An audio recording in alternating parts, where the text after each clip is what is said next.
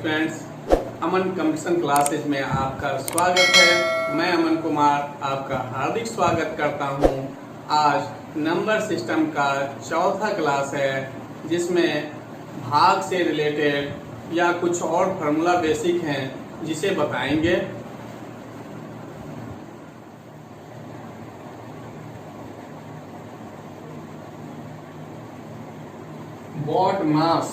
BODMAS यानी नाम के अनुसार ही हम लोग काम करते हैं।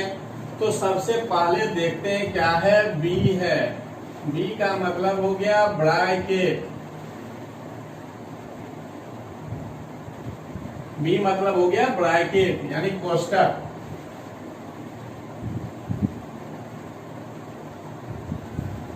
पहला नंबर पर ब्रैकेट हो गया।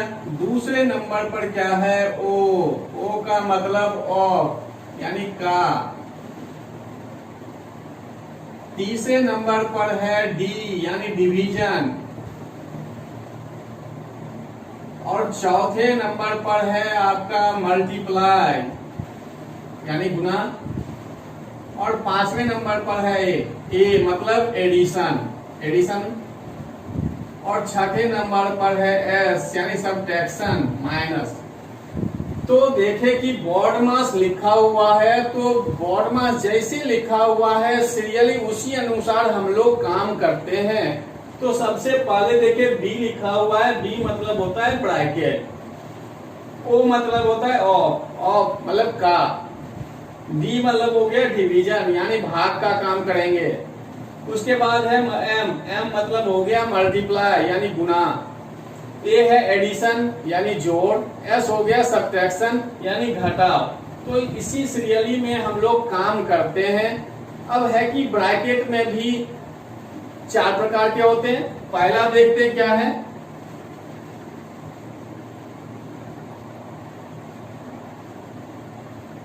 बार ब्रैकेट यानी रेखा कोष्ठक।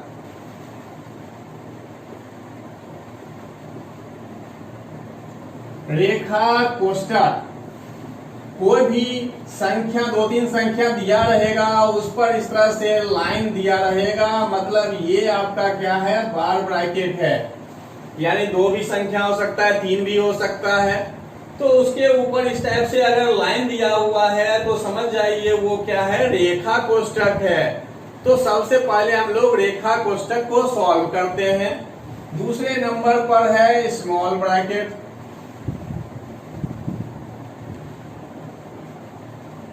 जिसको बोलते हैं छोटी कोष्ठक। छोटी कोष्ठक मतलब ये सिंबल है, पहले भी देखिए ये सिंबल दिए ये है आपका छोटी कोष्ठक का सिंबल। तीसरा है मीडियम ब्रैकेट।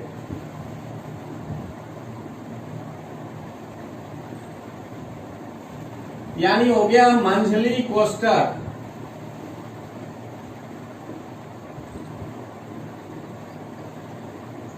मंझली कोष्ठक। और लास्ट है आपका बिग ब्रैकेट।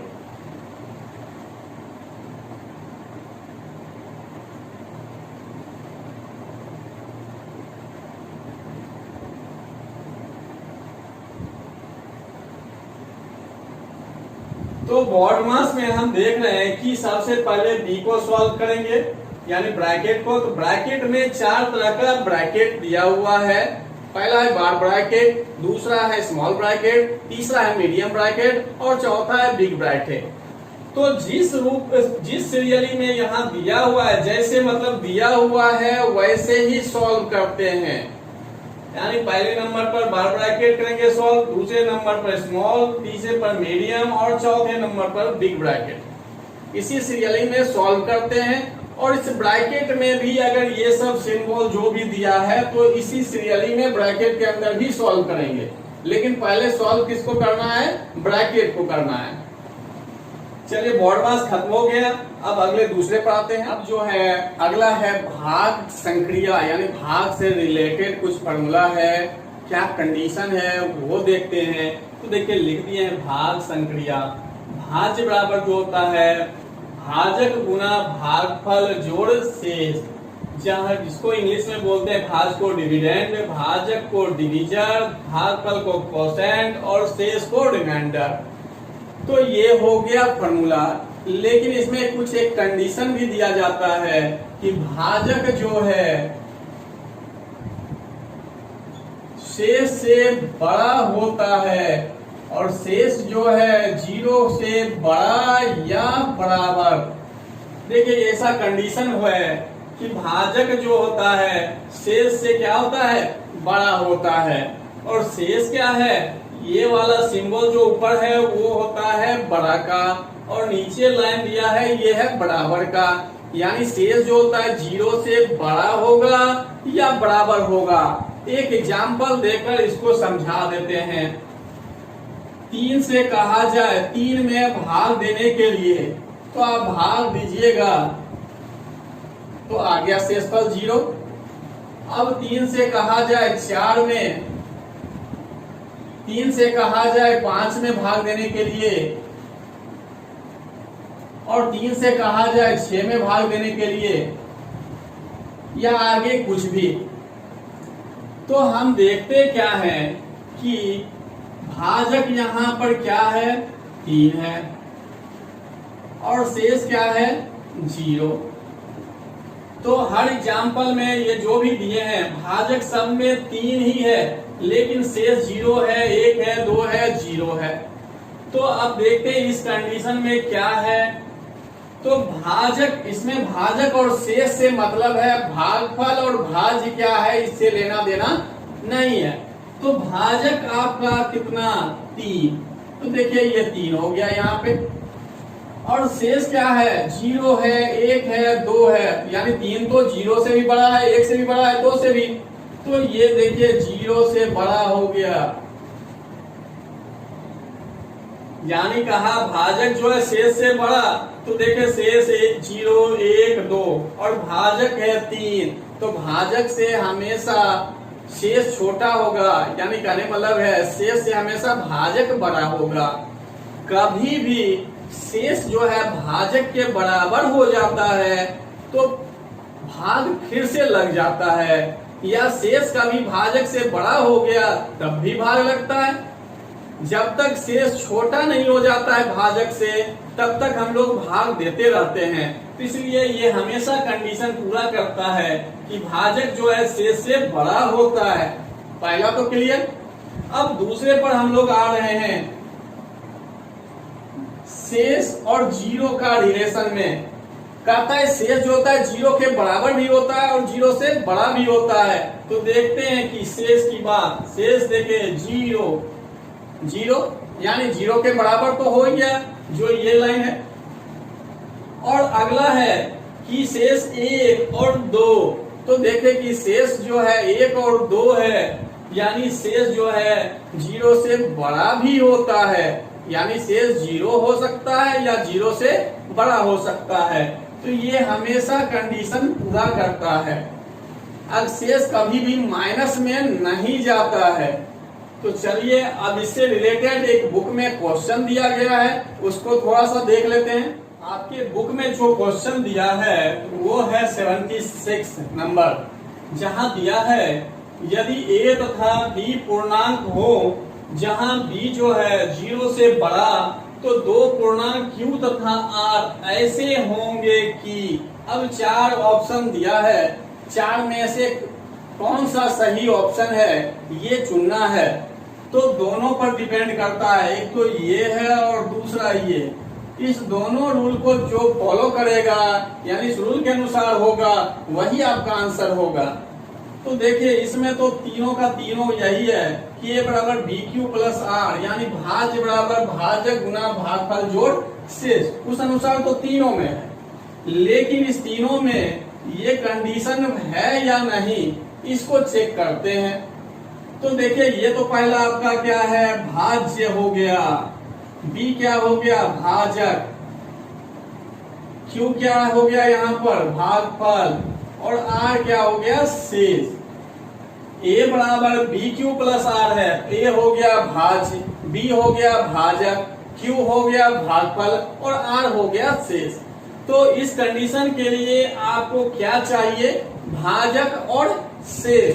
तो भाजक यहाँ पर क्या है, b, और शेष क्या है, r। तो b और r में इधर रिलेशन दिया है या नहीं। रिलेशन अगर b r में दिया है तो चेक करेंगे, अगर नहीं दिया है b और r में रिलेशन तो चेक करने की जरूरत नहीं है। तो देखें कि b भी दिया हुआ है, r भी दिया हुआ है, यानी भाजक और शेष दोनों दिया हुआ है। क्योंकि यहाँ भाजक और शेष की बात की है, इसलिए हमको भाजक शेष को ही देखना है, भागफल और भाग से कोई मतलब नहीं है। तो अब देखते हैं कि जब दिया है तो ये रिलेशन पूरा कर रहा है कि नहीं कर रहा है। तो देखिए ये हो गया बड़ा की साइन, तो r जो है कहा 0 से बड़ा है, यानी शेष से बड़ा। तो देखिए बात सही है, यहाँ शेष जो है 0 से बड़ा है, और ये नीचे लाइन का मतलब बराबर। तो कहा कि यहाँ पर 0 से बड़ा है शेष या बराबर है, तो पूरा कर लिया। ये पहला कंडीशन ये वाला पूरा कर लिया। अब भाजक शेष में देखते हैं, तो भाजक शेष से बड़ा होना चाहिए। देखिए यहाँ कहा भाजक जो है शेष से बड़ा, तो ये भाज्य बराबर भाजक गुना भागफल जोड़ शेष तो है ही, और ये भी कंडीशन पूरा कर दिया, तो आंसर ये हो गया।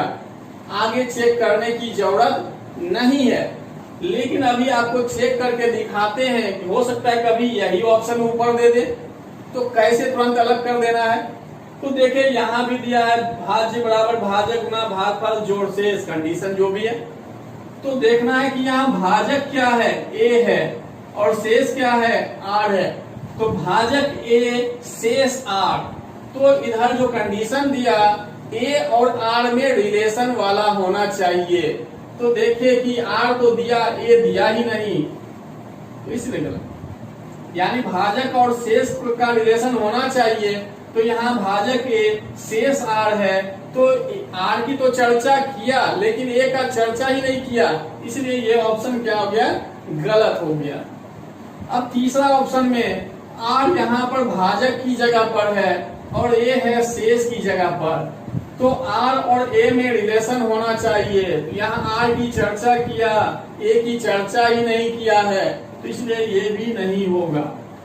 तो छांटने का प्रोसेस यही है कि जिस चीज की जरूरत है पहले उसी पर नजर कर देते हैं, अगर वो नहीं है तो चेक करने का क्या फायदा। तो चलिए भाग से रिलेटेड भी क्लियर हो गया। अब अगला है जातीय मान, जिसको क्या बोलते हैं, फेस वैल्यू या लोकल वैल्यू, और स्थानीय मान को बोलते हैं प्लेस वैल्यू। तो सबसे पहले हम जानना चाहेंगे कि संख्या किसको कहते हैं। तो संख्या जो है अंकों से मिलकर बनता है, चाहे एक अंक से बना हो संख्या, 2 अंक से बना हो, या 3 अंक से हो, या ज्यादा कितना भी अंक से बना हो, लेकिन संख्या हमेशा अंकों से मिलकर ही बनता है।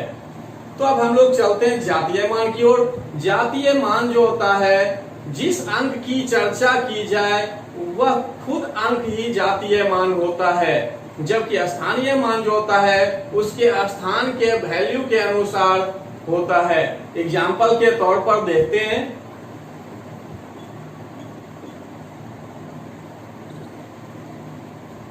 ये दिया हुआ है, इसमें कहा कि 7 का जातीय मान क्या है।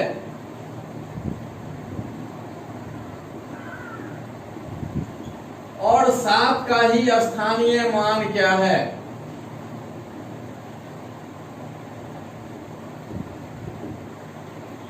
ये एग्जाम्पल के तौर पर दिया गया है, जिसमें कह रहा है कि 7 का जातीय मान क्या है, 7 का स्थानीय मान क्या है, और क्वेश्चन में दे देता है कि जातीय मान और स्थानीय मान का अंतर क्या होगा। जब आप निकाल लेंगे तो अंतर भी निकाल सकते हैं। तो 7 का जातीय मान क्या होगा, 7 होगा। जस्ट अब ही बताए कि जिस अंक की चर्चा की जाए वही अंक जो है जातीय मान हो जाएगा, यानी खुद जो अंक है वही जातीय मान होता है। जबकि स्थानीय मान का मतलब क्या है कि ये 7 जो है किस स्थान पर है उसके अनुसार उसका मान निकलेगा। तो सबसे पहले ये पता होना चाहिए कि जब भी हम लोग गिनती शुरू करते हैं तो दाएं से बाईं ओर करते हैं।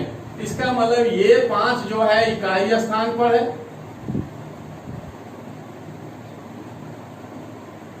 3 हो गया दहाई के स्थान पर, 0 है सैकड़ा के स्थान पर, 7 हो गया हजार के स्थान पर, 5 है 10,000, 8 हो गया लाख, फिर आगे 10 लाख, करोड़, 10 करोड़, आगे बढ़ते चलेंगे। तो जब भी हम लोग शुरू करते हैं इकाई दहाई सैकड़ा गिनती तो वो हमेशा दाईं ओर से शुरू होता है। तो दाईं ओर से शुरू हो रहा है तो देखते हैं कि अब स्थानीय मान कैसे, यहाँ तो पता भी चल गया कि 7,000 है। तो करना क्या है कि जिस अंक की चर्चा की जाए पहले उसको लिख लीजिए, उसके बाद जितना अंक पीछे दिया है उतना 0 हो जाएगा। यानी 7 का अगर स्थानीय मान कहा जाए तो जो 7 है तो वो 7 लिख दीजिए और उसके पीछे जितने भी अंक हैं उसके बदले में क्या करना है, उस अंक पर उतना 0 यानी 7,000। कहने का मतलब है अगर 7 का कहा जाए तो जितने भी पीछे अंक है उसको 1 पर उतना 0 रख के गुना कर देते हैं। जितना अंक रहेगा उतना ही 0 1 पर रखकर गुना करते हैं, यानी ये 7,000 हो गया। तो देख रहे हैं कि 7 का जातीय मान कहा जाए तो 7, 5 का जातीय मान कहा जाए तो 5, 4 का जातीय मान कहा जाए तो 4। यानी जिस अंक की बात किया जाए जातीय मान हमेशा वही खुद अंक होता है, लेकिन स्थानीय मान स्थान के अनुसार बदलता रहता है। यानी उसके स्थान का वैल्यू पूछ रहा है तो जो वैल्यू क्या है पहले वो अंक खुद रखिए और जितना भी पीछे अंक होगा उतना उस पर 0 लगा दीजिए, तो वही क्या हो जाएगा, उसका स्थानीय मान हो जाएगा। अब इसमें एक है 0 का कहा जाए जातीय मान तो क्या होगा 0, और 0 का स्थानीय मान कहा जाए तो भी क्या होगा 0। 0 ही एक ऐसा अंक है जिसका जातीय मान और स्थानीय मान दोनों 0 होता है। जातीय मान तो पहले ही बता दिए कि जिस अंक की चर्चा किया जाए वो खुद होता है, तो 0 है तो 0 हो गया। स्थानीय मान में मान लीजिए 0 का पूछा जाए तो 0 है। अभी बताए कि जितना भी उसके पीछे अंक हो उतना उस पर 0 डाल दीजिए। अब 3 0 रहे, 4 0 रहे या 1 0 रहे, मान तो 0 ही होगा। या दूसरे शब्द में कहे कि 1 पर जितना भी पीछे अंक है उसको रख के गुना कर देते हैं तो भी क्या आ रहा है, 0 ही आ रहा है। तो 0 का जातीय मान और स्थानीय मान हमेशा 0 ही होगा। तो ये आपका जातीय मान और स्थानीय मान समाप्त हो गया। अब अगला देखते हैं। अगला है अभाज्य संख्या की जांच करना, मतलब प्राइम नंबर कैसे जांच करते हैं। तो पीछे बोले थे कि जब आपका विभाज्यता का नियम समाप्त हो जाएगा उसके बाद बताएंगे कि अभाज्य संख्या की जांच कैसे करते हैं। तो एग्जाम्पल के तौर पर 161 लेते हैं और ये कहा गया कि ये अभाज्य संख्या है या नहीं, चेक करना है। तो कैसे करेंगे, तो सबसे पहले जो है ये ध्यान रखना है कि इससे जस्ट बड़ा कोई भी वैसी संख्या लेना है जो पूर्ण वर्ग वाला हो।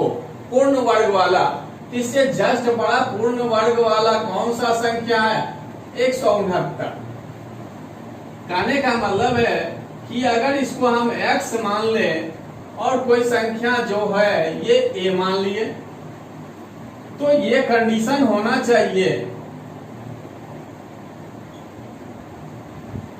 x से बड़ा या बराबर a स्क्वायर, यानी कोई भी संख्या का वर्ग होना चाहिए वही लेंगे। बड़ा का मतलब ये नहीं कि बहुत ज्यादा बड़ा ले लेंगे। 169 जस्ट बड़ा है, इसका मतलब है कि 13 का वर्ग हुआ ये। अब 13 का वर्ग है तो इसका मतलब 14 का वर्ग या 15 का वर्ग नहीं लेंगे, यानी जो जस्ट बड़ा हो उसी को लेंगे।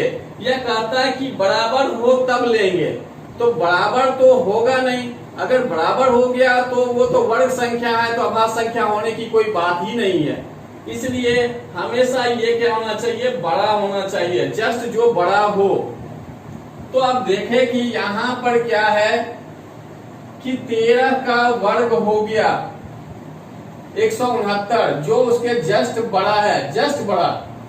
तो अब 13 से जो भी छोटी अभाज्य संख्या है उसको लीजिएगा, बड़ा ले रहे हैं इसलिए उससे छोटी ही अभाज्य संख्या लेना है। तो 2, 3, 5, 7, 11। अब जो है इस 5 संख्या से ही इस 161 में भाग देना है। अब ये नहीं कि पहले हमको पता नहीं था तो हम लोग क्या करते थे, 2, 3, 4, 5, 6 सबसे भाग लगा लेते। लेकिन जब ये रूल आपको पता चल जाए तब करना क्या है कि जो भी संख्या दिया उससे जस्ट बड़ा कोई भी संख्या का वर्ग वाला लेना है। जैसे देखिए 169 लिए जो 13 का वर्ग है, और जब वर्ग वाला संख्या ले लिए तो आ गया उसका वर्गमूल में कितना आता है, 13। तो 13 से छोटी जो भी अभाज्य संख्या है सिर्फ उसी से भाग देते हैं। जब इतना आ गया तब आपको पता होना चाहिए कि विभाज्यता का रूल क्या है। तो 2 से विभाज्यता का रूल बताए थे कि इकाई अंक पर क्या हो, इकाई अंक पर या तो 0 हो या 2 से विभाजित हो जाए। पीछे का क्लास जो नहीं देखे हैं तो पिछली वीडियो आप जरूर देखिए तो ज्यादा समझ में आएगा। वहां लिखा है कि 2 का जो है विभाज्यता का रूल है या तो इकाई अंक 0 हो या 2 से विभाजित हो। तो देखिए यहाँ तो ना तो इकाई अंक 0 है और ना ही ये 1 जो है 2 से विभाजित होता है, इसलिए ये 2 खत्म हो गया। अब आते हैं तीसरा। अब 3 से चेक करिए। 3 का था कि सभी अंकों का योगफल, योगफल 3 से विभाजित हो जाए, यानी जो संख्या दिया हुआ है उसके सभी अंकों का योगफल अगर 3 से विभाजित हो जाता है तो वह संख्या 3 से विभाजित होगा। तो 3 देखिए यहाँ जोड़िए, 161 में सभी अंक को जोड़े कितना, 8। ये 3 से नहीं कट रहा है, नहीं कटा तो 3 से ये संख्या नहीं कटेगा। 5 के लिए क्या था कि या तो इकाई अंक पर 0 हो या 5 हो। तो इकाई अंक पर ना ही 0 है ना ही 5 है, तो 5 खत्म। अब हम लोग चेक करते हैं 7 से। तो 7 से देखते हैं, 7 दूनी 14, 2 बच गया 21, 7 या 21, यानी 7 से कट गया। जैसे ही 7 से कट गया तो ये क्या है, अभाज्य संख्या नहीं है, ये अभाज्य संख्या नहीं है।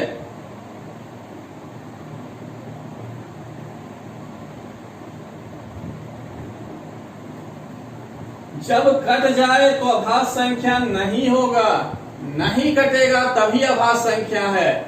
अगर इसी तरह से मान लिया अभी 11 से चेक करते तो 11 का विभाज्यता का रूल भी आपको बता चुके हैं। पहले तो ये क्लियर हो गया 7 से कट रहा है तो आगे चेक करने की जरूरत नहीं है। लेकिन किसी में मान लिए कोई संख्या देगा, उसमें अगर चेक करने की नौबत आएगा तो आप 11 का विभाज्यता का रूल लगाइएगा।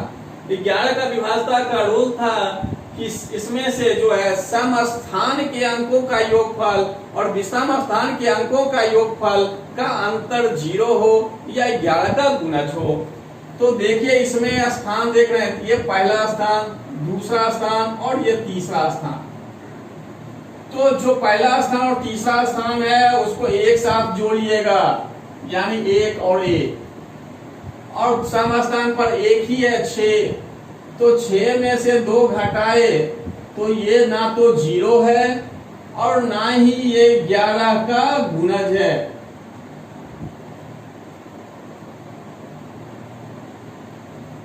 तो जहां इसमें तो 7 से कट गया था इसलिए आगे चेक करने की जरूरत नहीं था, लेकिन किसी भी संख्या में 7 से हो सकता है नहीं कटे तो वहां तो भाग देना पड़ेगा और आगे 11 से भी चेक करना पड़ेगा। तो इसलिए चेक करने का प्रोसेस 11 से भी अभी बता दिए। कि सम स्थान के अंकों का योगफल, यानी स्थान देखना है, सम संख्या नहीं देखना है कि ये 6 है तो ले लेंगे, ऐसा नहीं है। स्थान, पहला स्थान विषम स्थान है, तीसरा स्थान विषम स्थान है, इसलिए 1 और 3 के स्थान पर जो भी है उसको एक साथ जोड़े, ये आपका विषम स्थान हो गया। और 6 क्या था, सम स्थान पर था, इसलिए 6 को अलग लिए। उसके बाद उसको घटाएंगे, दोनों को जोड़ के अलग अलग, यानी विषम स्थान वाले अंक को एक साथ जोड़ेंगे और सम स्थान वाले अंक को एक साथ जोड़ेंगे। उसके बाद जो दोनों का अंतर होगा या तो वो 0 हो जाए या 11 का गुणज हो जाए।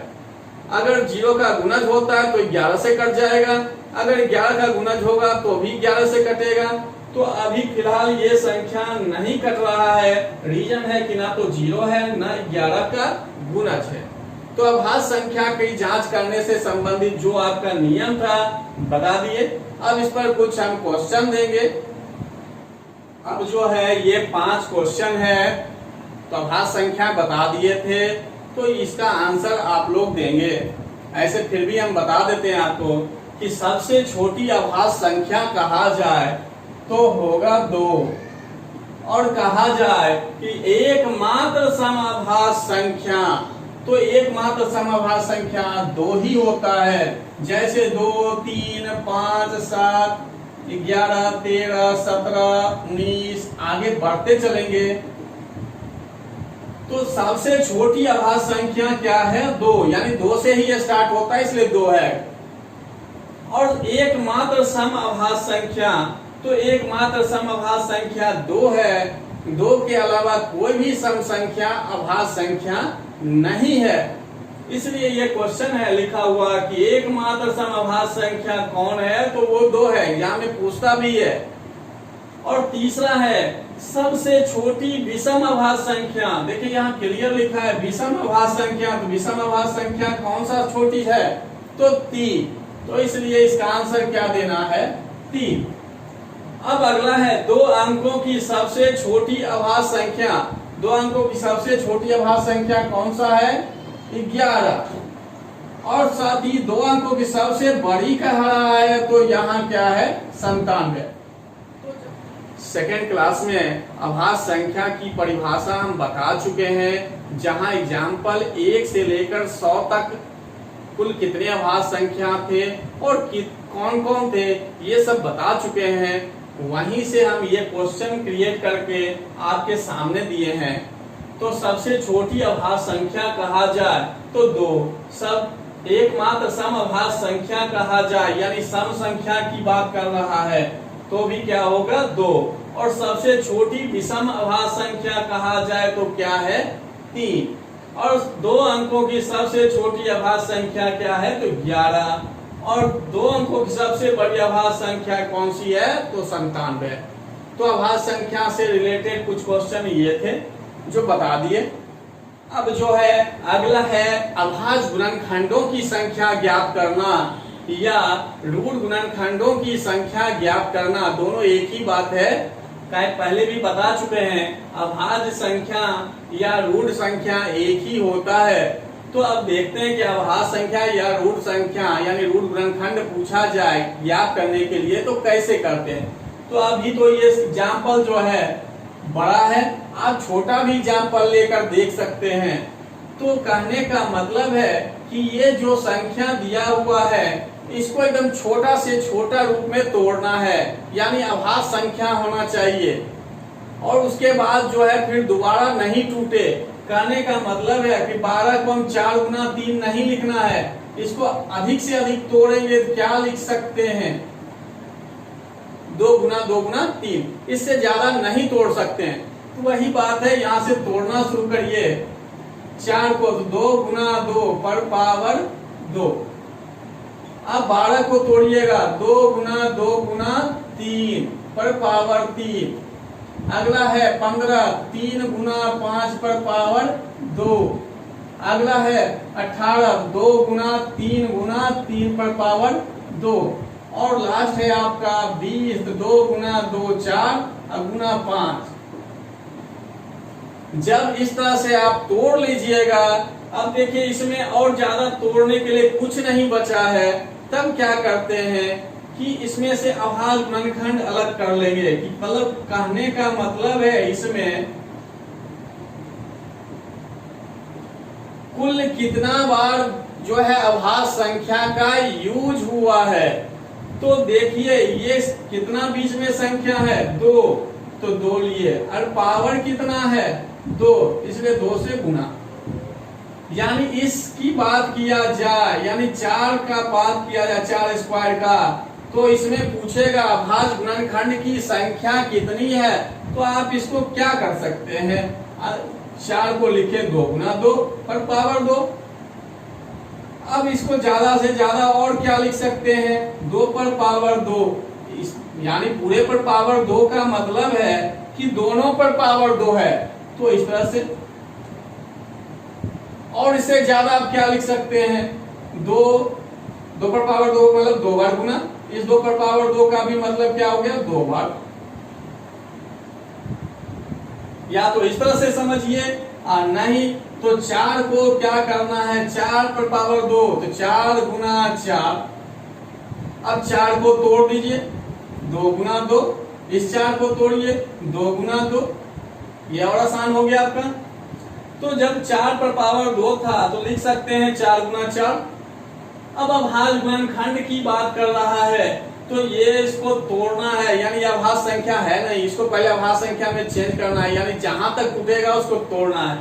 तो 4 को तोड़े 2 गुना 2, फिर 4 को तोड़े 2 गुना 2।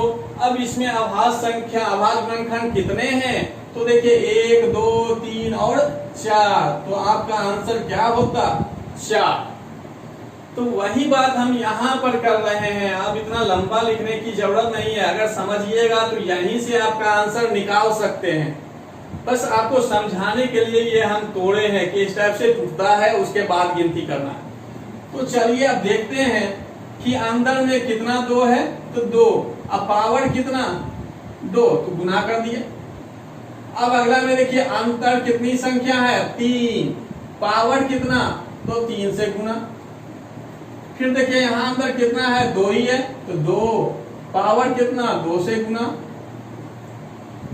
अगला देखिए अंदर में 3 है, अब पावर 2, तो 2 से गुना। यहाँ पर भी 3 है, तो 3 हो गया पावर 2। अब जोड़िए 4, 9, 13, 13, 4, 17, 17, 6, 23 और 23, 6, 29। यानी पूछा जाएगा कि इसमें अभाज्य गुणनखंडों की संख्या कितनी है, तो टोटल क्या है 29। यानी जब अधिक से अधिक तोड़कर भी आप देखिएगा, आपको समझ में थोड़ा कम आया हो, तो आप क्या करिएगा, एक एक को बारीकी से आप तोड़िए। जैसे आपको भी बताए थे 4 को कैसे तोड़े थे, उसी तरह से हर किसी को तोड़कर देखिएगा, तो आएगा। जब जोड़ेंगे तो ये 29 ही आएगा। तो जितना आप छोटा कर सकते हैं कर लीजिए। अगर समझ में आ जाएगा तो यहाँ पर से ही आप अलग करना शुरू कर सकते हैं मन में कि 4 है तो 2 हो गया अंदर अंक, 2 पर पावर 2 बना कर लेंगे। 12 है तो 12 को कितना बार तोड़ सकते हैं, तो 2 गुना 2 गुना 3, यानी 3 तो पावर 3, तो 9 हो गया। साथ साथ करते चले जाएंगे। तो अभाज्य गुणनखंड से रिलेटेड जो भी एग्जाम में क्वेश्चन आएगा वो छूटना नहीं चाहिए। अगली वीडियो में अलजेब्रा से संबंधित बेसिक फार्मूला बताएंगे। उसके बाद नंबर सिस्टम में जो भी प्रॉब्लम होगा उससे रिलेटेड वीडियो बनाकर अपलोड करेंगे। यदि मेरे चैनल को अभी तक सब्सक्राइब नहीं किए हैं तो सब्सक्राइब कर लीजिए, और वीडियो अच्छा लगे तो लाइक कीजिए और अधिक से अधिक शेयर कीजिए। कमेंट भी कीजिए वीडियो कैसा लगा या कहाँ कमी आ रही है, तो जिससे कि अगली वीडियो में सुधार किया जा सके। धन्यवाद।